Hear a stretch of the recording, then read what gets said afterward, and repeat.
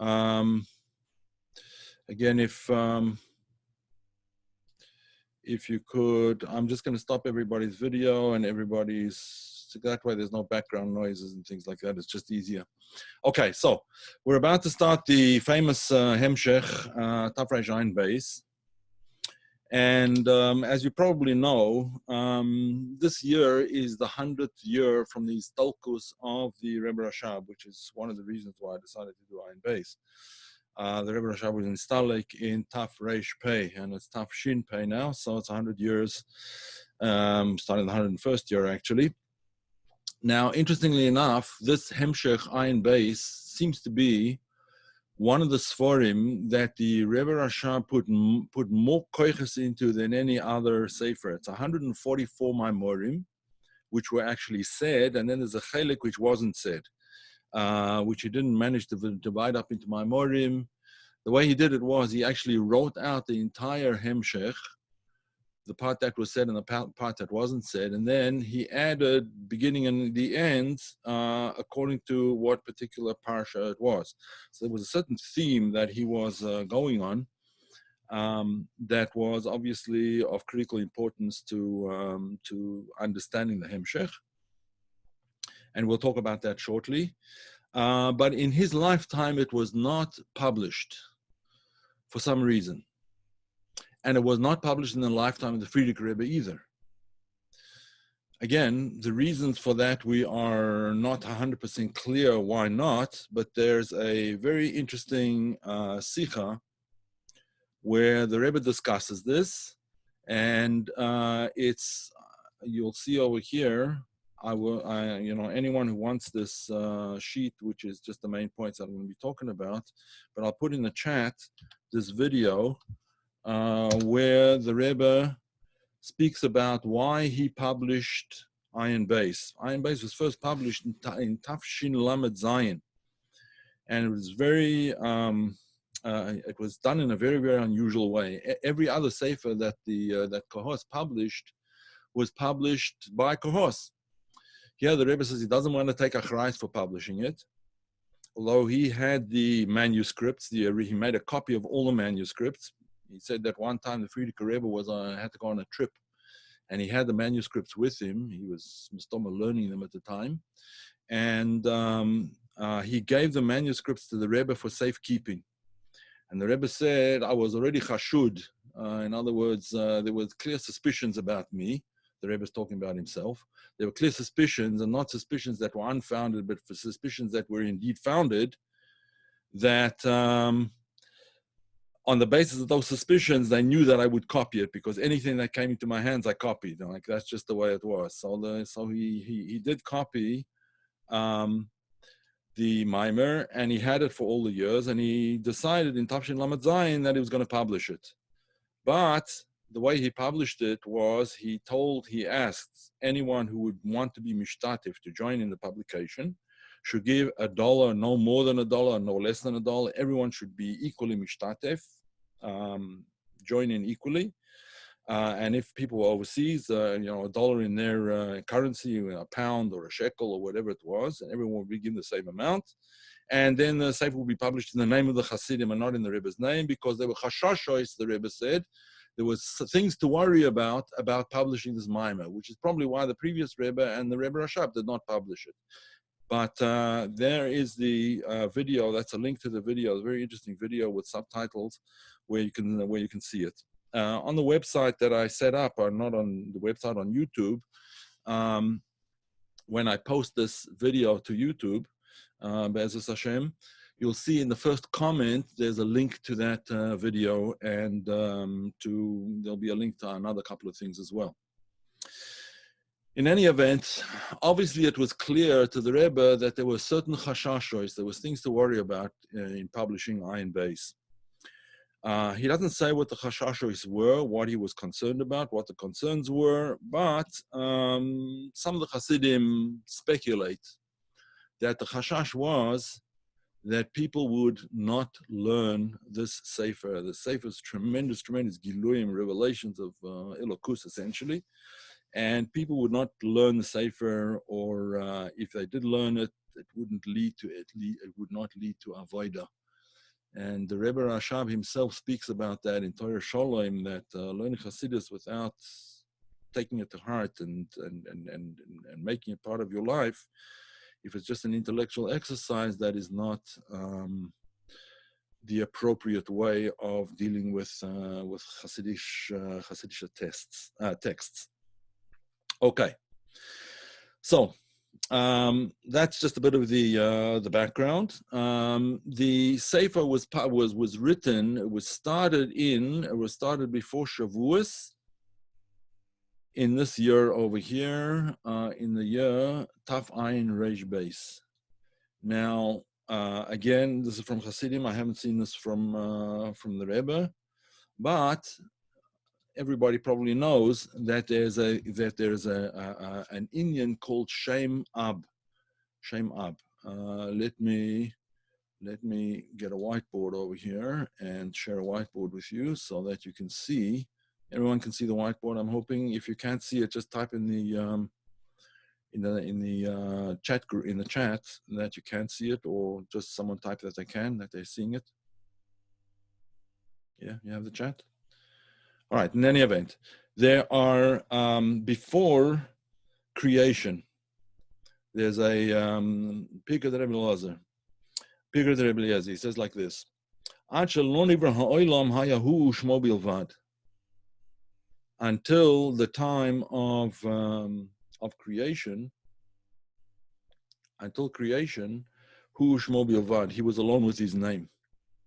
So it's explained in Sifra Kabbalah that there's actually, the Shem is obviously Shem Yud Kei Vav Kei, Shem Havaya.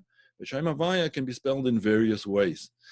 If you spell it Yud Vav Daled, I'm writing with a mouse, so it's kind of hard to see. Yud, right? And then Hey would be Hey Yud, right? And then Hey. Sorry, that's a mistake there. That should be eraser. Why is that eraser not working? Hey Yud, and then it should be draw again. Okay, draw. Vav Yud Vav, right? And then again Hey Yud. Hey Yud, so the gematria of that is Ayin Beis, right? 72, Ayin Beis. And they say this is the highest madrega of Keter. The highest madrega of Keter is called Shem Ab. The highest madrega of Keter, Shem Ab. And there are those that say that the Indian of Tafresh Ayin Beis is to bring down that highest madrega of Keter, as we will see when we actually start the Hemshech. Now, last week, for a couple of participants, I just sort of gave an introduction, and the introductory idea of this particular. Let me just stop video there. Okay, the introductory idea of to Ayin Beis is based on the following piece of Chassidus, which is actually from Torah's Sholem. Let me share that with you. I want to read it to you because it's very important. I think this is really the entire inyan of Ayin Beis is captured in these words. Of course, it's brought down to tremendous great length and in tremendous depth and so on. But he says as follows. He was talking about Kabbalah. And he says in Yonim in Kabbalah, even though there's a Gilui, there's a certain Izgalus, a certain revelation, that did not come into Gilu Gemura. Whereas in Chassidus, then things in Chassidus is Arabga Kuman Elokus V'chinas Asoga Gemura. Elokus came into a situation where it can be grasped completely. Is weil von seine Keuches versteht doch auf Lamayla. Because a person understands in Yonim and Chassidus from understanding the koichas of his own neshama, the powers of his own neshama, koicha chochma, koicha bina, and so on and so forth.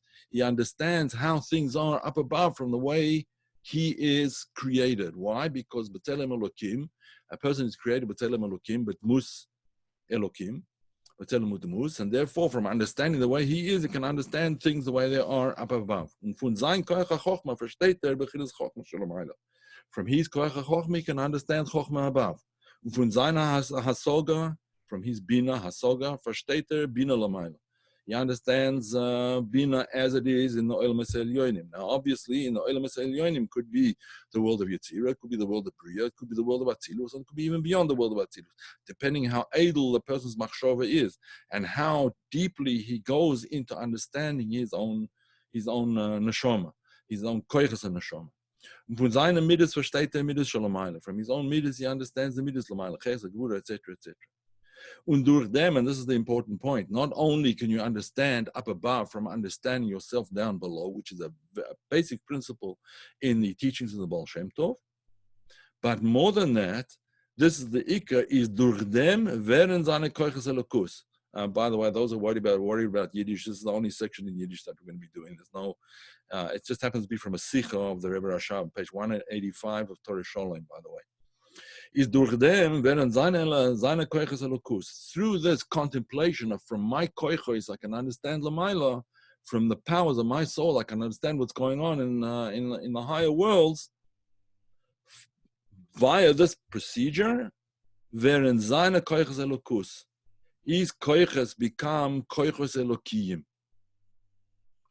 And for great tzaddikim, they become in fact elokus, not just koiches elokiyim, but elokus. We discussed that last week, but I don't want to get into it now. Das wird angerufen as der Moshel wird a nimshal. That's called that the moshel becomes the nimshal. The moshel, in other words, the koiches hanefesh down below, which are the moshel, the analogy for what's up above, that becomes the koiches down below become a nimshal. They become the koiches as they are up above. That happens automatically. While von seine koiches versteht auf lamayla, because from your koiches you understand what's going on lamayla, während die koiches nizdachich. Therefore, the powers of his neshama become purified. Be they very elokus, to the extent that it can become elokus, is the moshel vert a nimshal. The moshel becomes a nimshal. Now this should be an eye opener, in my humble opinion. That is what Ayin Beis essentially is all about. In other words, the theme of Ayin Beis is not a conceptual theme per se. The theme of Ayin Beis is how the koiches of our neshama can become the nimshal, not just a moshel, but a nimshal. First of all, from our koiches, how we understand in Yonim Lamaila, and then our koiches can become koiches elokiyim. They become, in other words, a person can become a holier person to the extent that he could become a holy person, like a saintly person. All right, that's for tzaddikim b'derech klo. But anybody can lift themselves up a little bit more than what they are now. And there are many, many stories of Chassidim who were very poshet Yidden. Rabbi Kusiel Leffler, for example. Rabbi Kusiel Leffler was a chassid of the Mittler Rebbe, and he once came crying bitterly to the Mittler Rebbe that he doesn't understand Chassidus, and all the Chassidus that the Mittler Rebbe said. Mittler Rebbe's Chassidus is very deep Chassidus. He doesn't understand anything, and he can't figure it out, and so on. The Mittler Rebbe gave him an eitzah. He said, "Listen, what you have to do is you have to find a younger man, find a young man who does understand these things, and have him explain it to you over and over. Just go over and over and over until you begin to understand. And you have to work on it." And he worked on it, etc., to the extent that one of the deepest sforim in Chassidus Chabad was written for Rabbi Kusiel Leffler, the Sefer Imre Bina. The Sefer Imre Bina was written for him. It's tremendous chokhmah and depth of machshava. It's unbelievable. He was an ordinary Porsche Yid that he couldn't even understand simple Chassidus, and yet he managed to lift himself up to a madrega where one of the most difficult sforim Chassidus was written dafka for him. Okay, let's begin. That's all by way of introduction. The Rebbe begins the mind, B'shashi Yigdimu Yisrael Nasa L'Nishma.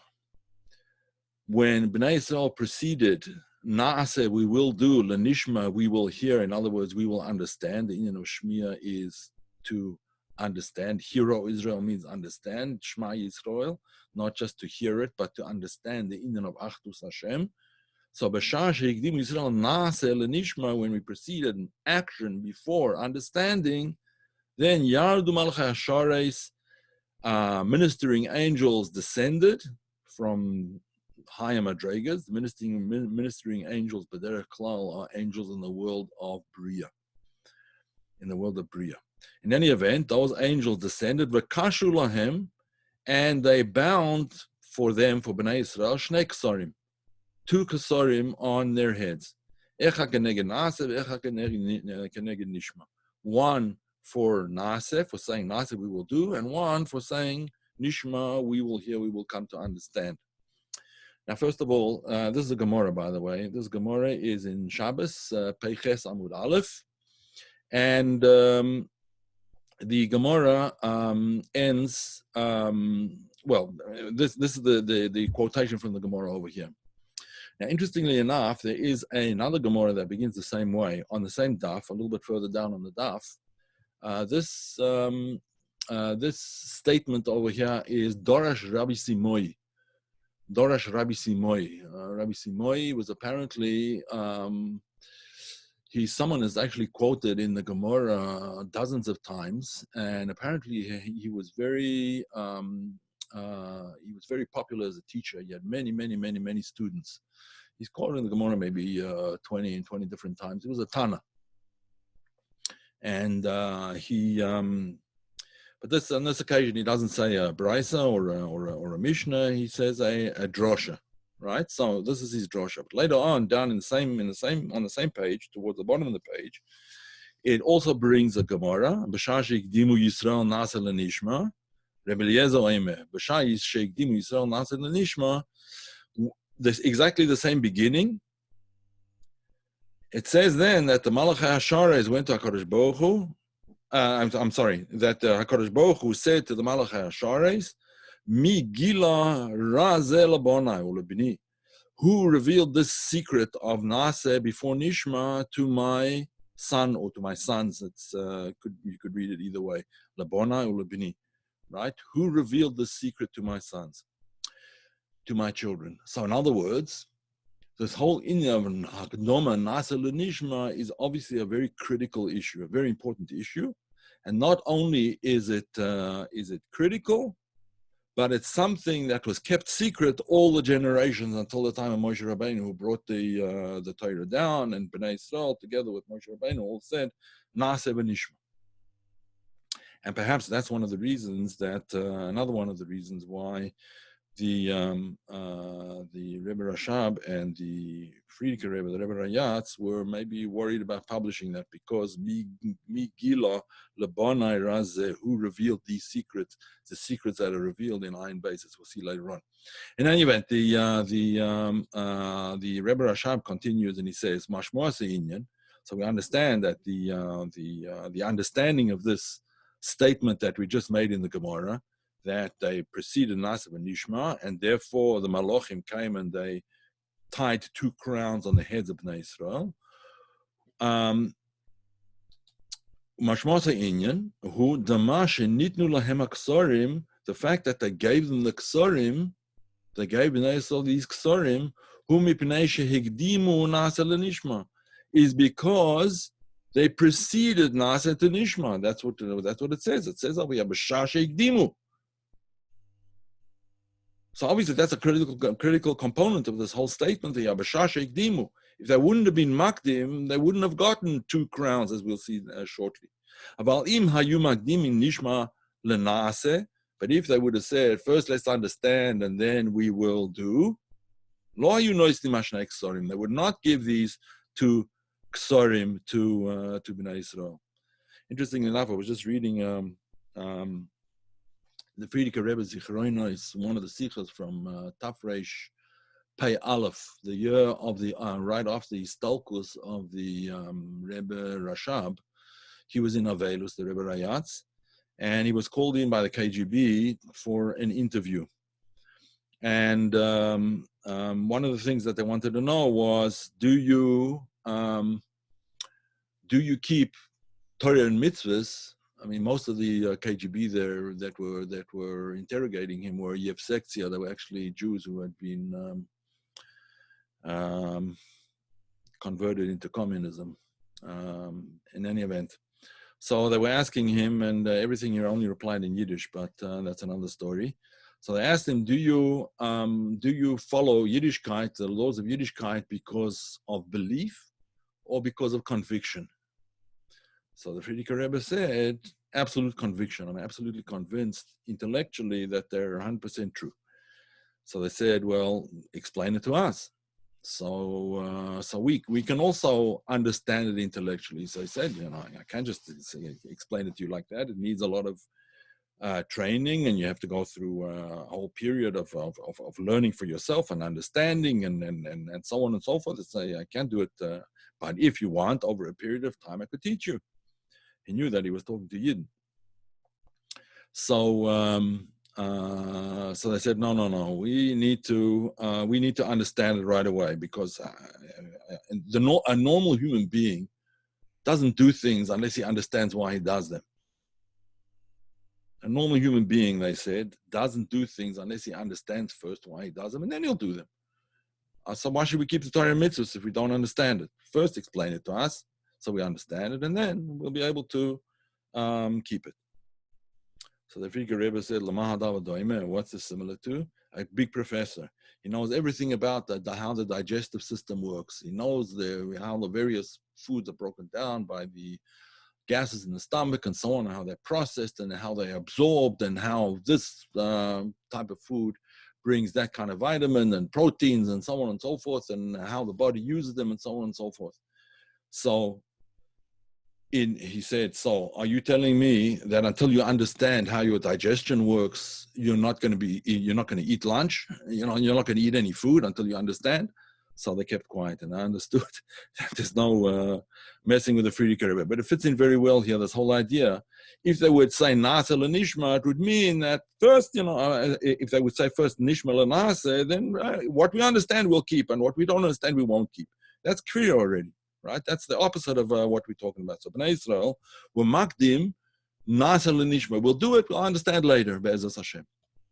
But mashma from the saying of Rabbi Simoi, that they were makdim nasa lenishma, aval im hayu makdimim nishma lenasa, lo hayu noisnim shnei ksorim.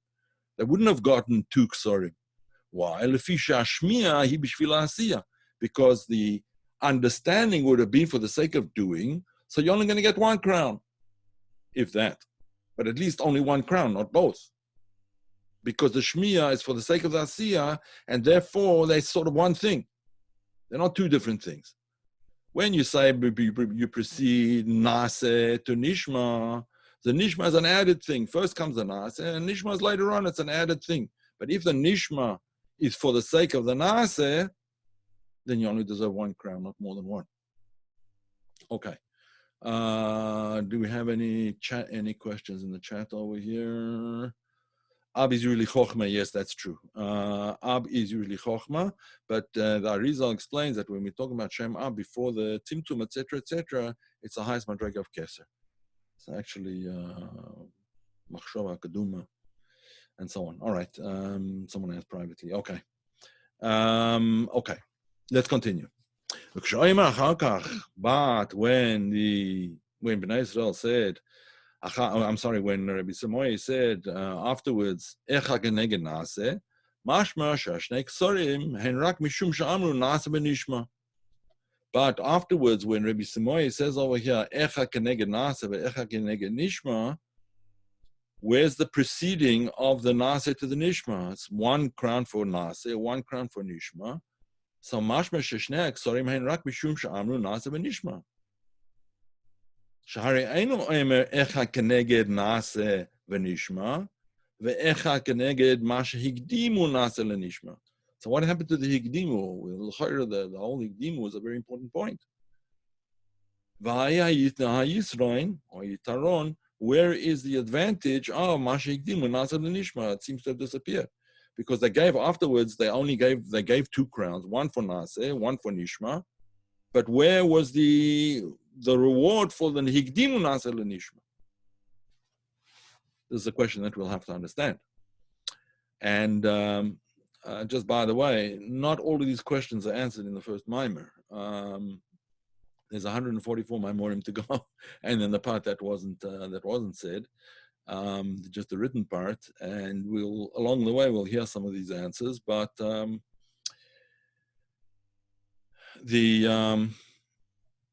idea is gam tzarich lahavi mashin nesinas haksorim hu al yedei hamalochim. We have to understand why the ksorim over here were given to Bnei Israel by the Malachim, by the Malach HaSharis, these ministering angels, the angels from the world of Bria. Don't we find in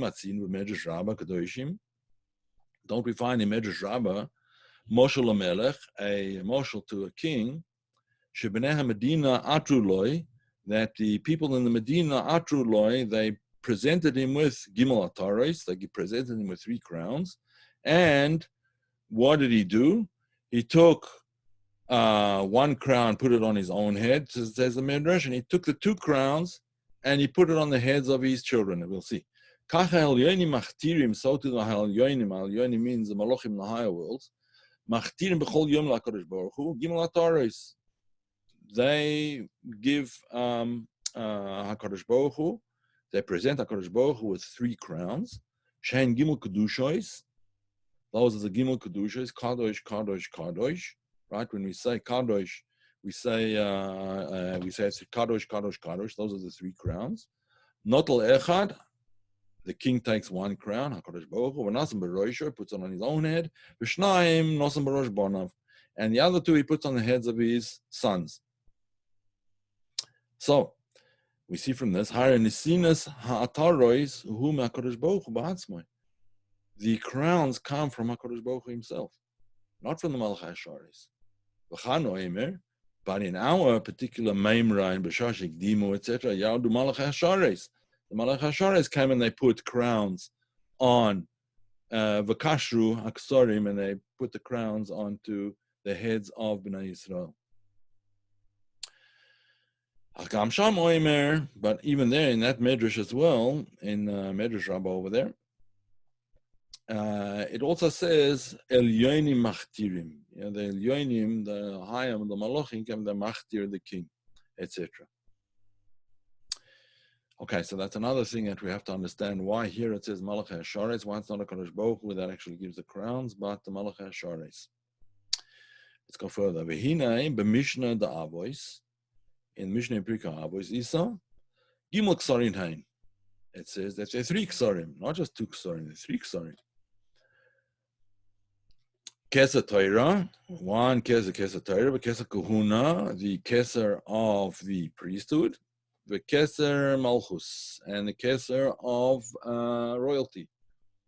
So there's 3 Ksarim: Torah, Kahuna, and Malchus. And then it continues and it says, "V'kes Hashem tov el al gabayin," and the crown of a good name transcends them all.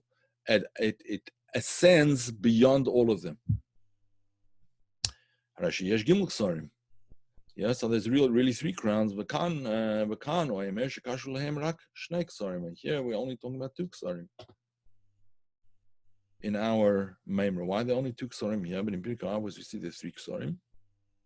Furthermore, we also have to understand, yes, 4. We also have to understand what it says in the Mishnah. Gimel Ksarim, that is Gimel Ksarim Haim, that there's only 3 crowns. Harbe Pratus hanging Dalek Ksarim, there's actually 4 of them. Im Kes Hashem Tov. With Kes Hashem Tov. V'lama lo chashiv Kes Hashem Tov b'minyan shel Ksarim. Why is Kes Hashem Tov not counted in the Ksarim? It says there's 3 Ksarim and Kes Hashem Tov oil al gabein. Well, we could perhaps understand that by saying that since it's oil al gabein, it transcends them all. It's not in the same category, therefore, and therefore there's 3 ksarim that are shaya, but Kes Hashem Tov is a different category altogether, and that's why it's maybe 3 ksarim and not 4. But in any event, Vayom Dalek Ksarim Hain. It should have said l'chayra Dalek Ksarim. That is 4 ksarim. We're going through all the questions first. We'll get to the answers later on. What's also this loshen that it transcends them all? What does this mean? What does it mean that the Kes Hashem Tov transcends all of the other crowns or ascends beyond them? V'hina gimel ksarim kesa Torah chulu b'derech klal kesa Torah kesa kahuna and kesa malchus hein b'derech klal b'hagimel kavin. They are on the three lines of the spheroids. The gimel kavin means that the spheroids in the world of Atzilus are arranged as kavim. They're arranged in lines. Now, this is important to know because the spheroids in the world of spheroids in the world of Toihu are not arranged in lines. Here, I'm just let me make this a little bit smaller so we can see the whole thing. All right, here are the three kavim. Yeah, there's the kav yamin. That's the kav yamin. That's the kav small. And this is the kav emtsoi. Yeah, this is the kav emtsoi. So they're arranged in three lines. The right line, the left, the right, the left, and the middle. Right, the middle line, three lines. Obviously, we all know that. Okay, so what we have to understand is that there were three kavim only in the world of tikkun. But in the world of tohu, there's only one kav. All the spheros in one line, which is why they shattered in the world of tohu. In the world of tohu, because they weren't in three kavim, therefore they were unstable. In Pirkei Avos, it refers to as al samcha achas. Ad Mosai, what's the, not in Pirkei Avos, the Gemara, Ad Mosai, I forget how it goes, al samcha achas. How long are you gonna be teaching us on one pillar, on one leg, so to speak, which is the world of Tohu? Okay, so in any event, in the world of Tikkun, there's three kavim, that makes it stable. So, Gimel Ksarim, Kesa Torah, Kesa Kahuna, and Kesa Malchus, and Gimel Kavim. Kesa Kahuna, Kav Yamin. Kesa Kahuna is on the right side. We'll see why. Yudua, as he brings the pasuk to prove it, the Kohen who begins Kesa Kumoshe Kazav Ata Kohen Lo'olam. Because you are the Kohen Lo'olam. You're the Kohen forever. Ata Kohen Lo'olam. Now, you could ask a question over here, and this would be a very valid question. This is actually, this is a pasuk in Tehillim Kuf Yud, pasuk Daled, Ata Kohen Lo'olam. So you could ask the question, why did he bring Dafka this pasuk? There's many other psukim that L'chaira explain much more clearly that Kohanim from the side of Chesed, Tumecha b'urecha ish chasidecha from Dvarim. Tumecha with the Urim Tumim is worn by ish chasidecha, the Kohen, Aaron and his descendants. L'chaira, that's much clearer. But the Rebbe Rasha brings us for a very important reason. Very important reason. We'll see shortly right now. The Kayal Bechinas HaChesed, this refers to this pasuk, Va'ata Kohen Lo'olam, you are the Kohen Lo'olam, refers to Bechinas Chesed. The Ata hu Bechinas HaGilui. The word Ata is the idea of Gilui. Ata, when you say to somebody, you, Ata, it means the person standing in front of you. Otherwise, you say he or she or they or them or whatever. But when the person standing in front of you, you say you, right? So in other words, the idea of chesed that the Rebbe Rashab wants to bring out over here is that the inyan of chesed is gilui. Chesed kel kol hayoim, the inyan of gilui. And this is very important because if we take a step back for a minute, on Shavuos, it's HaKadosh Baruch Hu who gives us the crowns, right? Via the Malach HaSharis. Masha Einkain on Rosh Hashanah, we are the ones that present HaKadosh Baruch Hu with the crowns. So when we give the crowns to HaKadosh Baruch Hu, that's called Aliyah Milamata Lamayla. We're going up, so to speak, to give the crowns to HaKadosh Baruch Hu. We're crowning HaKadosh Baruch Hu king on Rosh Hashanah, Tishrei. Masha Einkain Shavuos, HaKadosh Baruch Hu crowns us, and not only does he crown us, but he gives us two crowns, and we'll understand what those are. But the inyan of crown that the Rebbe wants to emphasize, the Rebbe Rasha wants to emphasize over here, is that It's the Bechina of Gilui. It's Gilui. That's why this whole inyan of Matan Torah, the giving of the Torah, HaKadosh Baruch Hu gave us the Torah, it's the inyan of Gilui, as we'll see as we get into the Maimer later on. Shezeu hefresh ben ata lahu, the ata lenoichach, the difference between you, who is present, and ata, the ata rather, which is present, and who is someone that's absent. You're speaking in the third person. That obviously there's a tremendous difference. Ata is the inyan of Gilui. V'chesed hu b'chinas Gilui, hu reishis Gilui hamidois. It's the first. Chesed is the first midah to be revealed, right? In other words, here these spheres over here, that's moichin, right? Keser chochma bin, or rather chochma bin adas is moichin. Keser is above the moichin, transcending moichin. But the midas start with chesed, gvura, tiferes, etc. These are the midas, beikar, and the midas start with chesed, right? Which is why the first day of the week starts with chesed. Yeah, Sunday is chesed. Monday, gvura. Tuesday, Tiferet, Wednesday, Thursday, Friday, Shabbos is Malchus, which is why we say Boikala, Shabbos Malkasa, and so on and so forth. Malchus is Shabbos, right? Interesting question. Why does time not just continue? Why do we say there's 7 days? Since the creation, there's hundreds of thousands of days. We should be counting by this time, not just 7 days over and over again, but it should be 1, 2, 3, and 5, 7, 8, 10, 12, yeah, and we should be in the maybe in the millions or the billions by now, right? Why is time cyclical? Why does it go back on itself? So interestingly enough, I explain like this: that on Shabbos, actually, the beginning of Shabbos is the inyan of Malchus, and Malchus goes up to Keter Malchus, and therefore, since Keter transcends time, therefore time starts again from Chesed, from Yom Rishon. Okay, that's just by the way. Okay, so Chesed is the Gilui of Midas. Shnikra gam ken Yoim. That Chesed is also called Yoim. Como shkazu bepirush Baruch Sheomar, v'hayolam, etc., etc. In the Siddur, that's the Siddur im Dach. The Mittler Rebbe Siddur, he explains over there that in Baruch Sheomar, he explains why Chesed has to do with Yoim and with Gilui. In any event, so that's all talking about the Keser of Kahuna. What's Keser Malchus? Keser Malchus become small. That's on the left column. The Hari Malchus, Ika Binyana Huma Agvurois. Yeah, it's Alter Rebbe Siddur. It's called the Alter Rebbe Siddur, but with Chassidus on it, the Siddur im Dach is actually, you can make the questions not private so that everyone can see them. Let's make everyone in the meeting so that everyone can see the questions.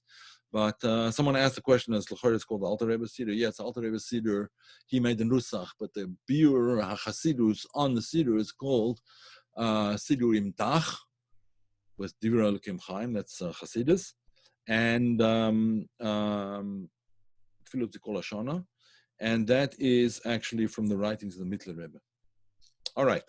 In any event, Keser Malchus is the inyan of Gvura, because the binyan of Malchus is mihagvuros, as is known a concept in Kabbalah that Malchus is built through Dafka through Gvuros. Eventually, it becomes transformed, and it's no longer the inyan of Gvuros, but it's built through Gvuros. Also, in terms of the female sphere, so to speak, right? The 6 spheres, Chesed to Yesod, are called Zeir Anpin, or Zeir Anpin, or Ben, and Malchus is called Bat, right? So the Binyan HaBanois is from Gvuros. Gvuros are the female side of things, but they're regarded as the Inyan of Gvuros. We'll explain it a little bit later, but let's get on a little bit. Okay, so. Melech b'mishpat yamid aretz. Aretz is Malchus. Mishpat is the Inyan of Dinim, the Inyan of Gvuros. Yois is havos biyah v'chol hamshochas v'giluim b'biyah. All the or that is brought down into the worlds of Bri, Yetira, and Asiya, hakol hu al yedei hamalchus, comes through Malchus. Al kain binyana hu mi hagvuros. Therefore, it's the binyan of Malchus from Gvura, is because in order for the Or to be brought down via Malchus, funneled through Malchus, it has to become Metzumtzam, which is in Gvuros. Because the Or as it is cannot enter into the worlds. The Oila Miloshin He'elem, concealment. So the Or has to become concealed and distilled, so to speak, and narrowed down in order for it to become, to be able to be nimshach into a lower world. The RAMAK explains that elsewhere, and we'll explain it again later on in one of my morim. Well, okay, Keser Malchus became small. Therefore, Keser Malchus also on the side of small. The Keter who became emtzoi. Keter is the middle kav, Tiferes, right? And as is also known from Torah, Avoida and Gemilas Chasodim. So Gemilas Chasodim is obviously Chesed. Avoida is the inyan of Gvura. What does Avoida mean? Avoida means to work on yourself, right? The inyan of Avoida is Aliyah milamata lamayla, to lift yourself up from below to above. Lifting yourself up demands Gvura. It demands a tremendous amount of, first of all, courage, but it's the inyan of Gvura. You have to be hard on yourself at least a little bit, right? You have to demand from yourself. That's the Avoida, the inyan of Gvura. And Torah is the Kavah Emtzoi. Torah is the inyan of Kavah Emtzoi. Tiferes, Loi vi Tiferes Mina Adam. It's the inyan of Tiferes. That's what we just learned in Pre-Kavos this week. Right? Okay, so in order to be able to understand all of these inyanim that we say, that we explained above, what is the inyan of Keser? What's Keser all about? In order to be able to understand the 4 ksorim, the 3 ksorim, the 2 ksorim, and the Nesinas Aksorim, the Ksorim come Milamala Lamata, and so on and so forth. The Kodesh Baruch gives them, and the Malachai Ashares tie them on our heads. What is this whole inyan of Keser? The Hina is about paradise. It's explained in Paradise. Paradise is Sefer of the RAMAK, his magnum opus, his most famous work. And that Sefer is called the Paradise Rimoinim. The RAMAK was a contemporary of the Arizal. In fact, he was the, perhaps you could probably say the Tzaddik Hador, certainly the Mekubal Hador before the Arizal. The Arizal was first noticed, really, he was a Talmud of the RAMAK for a short time, but the RAMAK passed away, and the Arizal was the one that saw a pillar of fire following the how do you call it, the coffin, what's it called, the aron of the RAMAK. In any event, the RAMAK writes in the Paradise, in Shar Archai HaKinuyim. That's one of the Sharim. It's kind of a dictionary, a little bit more than a dictionary, but it's Kinuyim. In other words, all the terminology that he uses, he explains briefly in that Shar Archai HaKinuyim. It's kind of a dictionary or a mini encyclopedia of terminology. Eric Keser, so explains over there was El Shoino, and this is what he says. And he goes on, he brings various shittas, as we'll see shortly. Yeshi Pirshu Malchus, Yeshi Pirshu Miloshan Hamtona. There are those that explain the Loshan of Keser from the Loshan of Hamtona, to wait. Right? Keser, meaning to wait. Kamo, like we see in a pasuk, there's a pasuk in Iyov. I can tell you the pasuk in Iyov is Iyov Lamed Vav Beis. I'll put these in the notes afterwards, or in one of the comments afterwards. I'll put all this there. So it says in this pasuk in Iyov, Keter lize'er. Wait for me a little bit, right? Keter lize'er. The Keter Loshen Keser. Right, so that's what the RAMAK says. One of the Lashonis of Keser comes from this pasuk, Keter lize'er, to wait. Because the whole inyan of Keser, according to this Pirush, is the inyan of waiting until Keser is mispashet, until the oil of Keser spreads out. Don't think in this particular place. In other words, you can't understand the inyan of Keser, because Keser is beyond understanding. It's oila al gabein. It's beyond all the spheroids. It's not bebechinas his lampshus. It's not clothed within the spheroids. It transcends them, the or of Keser, and therefore you cannot. It's not conceptually graspable. You can't grasp it conceptually, klal at all. Omnam hamtein. Wait. Wait until it spreads out, until it starts to extend itself downwards, and then you'll be able to understand. So the first lotion of Keter is hamtona, wait. Wait until Keter starts to become revealed down below. And this is the way the Goinim explain it, says the RAMAK.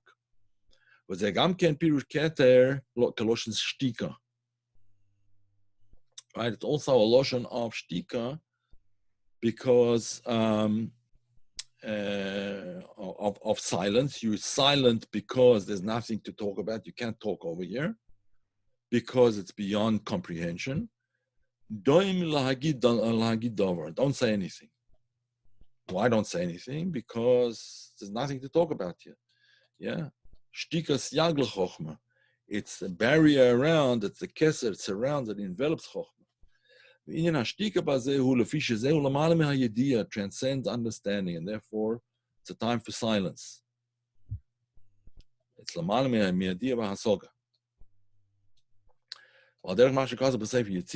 is written in Sefer Yetzirah, bloim picha miladaber ulibcha milaharer. He has not a place to think. Close your mouth, don't say anything. Close your heart from, don't think, because in the Madrega of Keter, thought is not possible. We can't understand. If you bring it into thought, it's magashim, the union of Keter. And to be magashim things, to make things material and coarse, to coarsen the oil of Keter by trying to put it into groba oisius, into coarse letters, into coarse levushim, coarse garments, is the opposite of what we want to do. But again, this is the purpose, in my humble opinion, of what Ayin Beis is all about, is to put the inyonim of Keter, the inyonim of Ab, to put them into the words of Chassidus until the moshel becomes a nimshal. We'll see soon as you go through, you'll start to get this kind of hergish. You'll get the feeling that this is what's going on. In any event, but since it says wait until it will spread forth, move on the mikom makoim, that nevertheless there is a beginning over there. There's something to wait for. There is a beginning. In other words, it's not yet mispashet, but it will be mispashet. There will be hispashtus, there will be a giloi of this inyan. Behind the Keter lotion hamtona. Therefore, Keter is a lotion of an expression of hamtona. Hamtona yeshnei inyonim, in waiting, there are two inyonim. V'hu ha'ikuv, ikuv meaning refraining from doing anything, holding back. Ha'ikuv mila'ayin v'lachshov boy, that you shouldn't look into it and think about it at this point in time. Refrain from doing that, hold back. V'gam inyan ha'tikva, but nevertheless there's a certain hopefulness in it, right? A certain expectancy. Something will be happening in the future. As meken epes der raten derfun. There's something to wait for.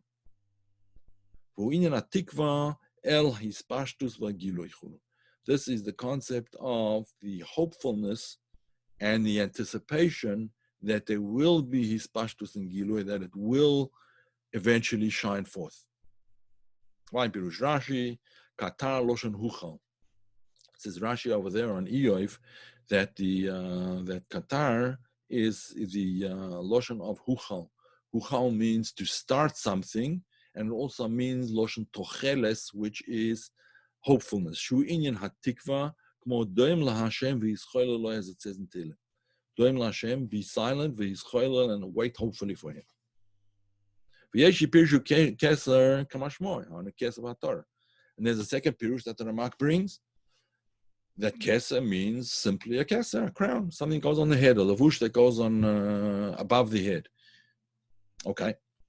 Now we're on that base. It's not yet chapter base. Chapter base is still on. We didn't get there. Yes, Perik base begins here. Okay. Hopefully we'll be there soon. I know it's already an hour now. Hoping and waiting to understand Ayin Beis. Yes, as are all of us. All right, let's go to the third lotion. So we're still in the second lotion. Just as Keter is the first of all the garments of the body, Kain midazu rosh l'chol ha'atzilus. So too, this midah Keser is the rosh of all of Atzilus. The ikar garment, or not the ikar garment, the crowning garment of a person is what goes on his head. The crown that goes around his head. So too, this is the crown that goes, that is at the top of Atzilus. B'nira kavona, and says the Rebbe Rashab, commenting on the RAMAK. B'nira kavona hakavona. Apparently, his intention is follows: Shezeu rosh l'chol oris hamakifim, the Atzilus. That this is the first of all the makifim, of all the enveloping lights of Atzilus. Now, I have to explain this concept of enveloping lights. What do we mean by enveloping lights? Anything which, there's an inyan of or and there's an inyan of kli, the light and the vessel to contain that light. Now, there are some lights that are not contained in vessels. Those are called oris makifim. There's no vessel that's big enough to contain that light. It's too powerful, too intense, so to speak. Right? It's not melubash in a kli. Now, we'll see later on when he talks about igulim that there's various madregas in makifim. There's different levels of makifim. There's makifim pratim and there's makifim klolim. Specific makifim, in other words, a makif of a particular sphera, like for instance, the makif of chokhmah, the makif of bina, which is called the igul of chokhmah, the igul of bina. Those are oris makifim, but pratim, prat to that particular sphera. And I'll explain that later when we get to the concept of igulim, which is just a little bit further down in the perek. I will explain that concept in greater detail. Okay. But in any event, there's the inyan of these the oris makifim, which is like the levusha harosh, like the garments that go around the head. Shahen rosh lelevusha haguf. That's the most important of the levusha haguf. Why the most important? Because it goes on the head. The head being the highest part of the human body, obviously. Yeah, where if we were like animals on all fours, then the head and the stomach and the head and the heart and the stomach would all be on the same level. But here we're built like the spheroids, like we're built in that sort of thing. There's the head, there's the heart, and there's the liver or the stomach in that descending order. And the top part, the topmost part of the head, therefore represents the highest level of a human being, the Keser inyan, right? Interestingly enough, there's a story when the Rebbe Rashab, all right, just let me finish the end of the bracket and I'll tell you the story in a minute. But inyan ha'torah, and we have to say that the crown is something that transcends the levusha harosh. What's levusha harosh? That's like a balaclava or whatever it is, something that you put on, you put around your head to keep it warm, a hat or something like that to keep it warm. But an atara is not really a lavush. It doesn't go all the way around the head. It's right on the top of the head. Okay, it transcends levusha harosh. Whether it's in terms of actually wearing it, that's like that or not, is not the important point. The concept of an atara, of a crown, is that it's not just a lavush. It transcends the lavush. It represents more than just something private, my private clothing. The crown for a king represents the whole Medina. So here's the story I wanted to tell you. The Frierdiker Rebbe, the Rebbe Rashab and the Frierdiker Rebbe would often go, they would go to various different places to visit the Chassidim during the summer, to visit their various enclaves, I suppose you could call them, of Chassidim in different countries. So, and within the country itself as well. So it so happened that they were traveling outside Lubavitch, and they came to I think it was, it could have been, it was Moscow. I'm not 100% sure, but I think it was Moscow. But in any event, the Tsar of Russia was having a parade. He was parading himself in front, like the president goes out or whatever it is. He makes a display, whatever. So they would have every now and then. It was a summer's day. It was a very hot day, and the king was presenting himself to the public. He was sitting on his throne. It was an extremely hot day, and he had his crown on. And there was various, sort of pageantry, and there was various things going on. I don't know, acrobats, this, that, the other. Who knows, or presentations, I don't know. But being that it was such a hot day, the king took off his crown and he put it down next to him, next to his throne, but on the ground. And the Rebbe Rashab went, oh! And he turned to the Frierdiker Rebbe and he said, Ois Melech. Right? He's no longer a king. He took off his crown and he put it on the floor.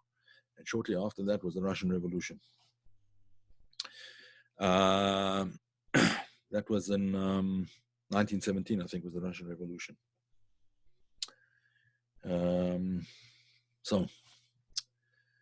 And he was deposed. That was the end of the king. All right. We've gone an hour.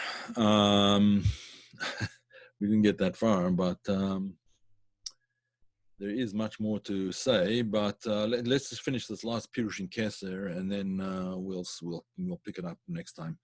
V'yesh Pirush Keter miloshen machtir es hatzadik.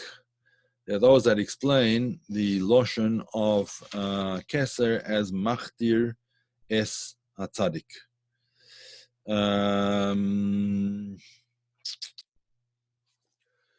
It's also a pasuk, and I don't remember where it's from. Machtir is a tzaddik. In any event, it means to envelop, to surround the tzaddik. The Rosha, he doesn't want to say it here, but the Loshan over there is the in RAMAK Aleph. Perfect, because he has the footnotes over there. Great, thank you very much. I appreciate it. It's in Chabakuk, Perek Aleph. Okay. Pasuk Dalet. Pasuk Dalet, excellent. So, Harosha Machtir Tzaddik, the Rosha surrounds, he envelops the Tzaddik, meaning to say, V'hakavona Loshan Sivuv L'chol HaTzilush B'toicho. So the Loshan of Keter is that it surrounds and envelops. He only brings a proof from that pasuk that it means to surround, to envelop. So Keter is not only just above Atzilus, that it sits above Atzilus, but envelops Atzilus according to this Shita. It envelops Atzilus completely, right? In other words, all of Atzilus is contained in the Or Makif of Keter. V'nikra Kain, and it's called Keter, Lirmois, to hint to, Al Tarach Amudei Or Hameir Mimeno. It's called that to hint to the 620 Gematria Keter, the 620 pillars of light. What's the 620 pillars of light? The 613 mitzvos, the Raisa, and the Sheva mitzvos the Rabbanon. Those are called the Tarach Amudei Or, the 620 pillars of light, and Meirim Mimeno, which shine out of Keter. But before they shine out, the 620 pillars of light, Ba'atzmusoi, Heim koichos ne'elamim. They're hidden koichos. Hashofim or hane'elam el hane'etzolim, which pour out hidden light to the ne'etzolim, to the world, to those inhabitants, so to speak, of the world of Atzilus. Hane'elam and the ne'etzolim hatachtoinim, the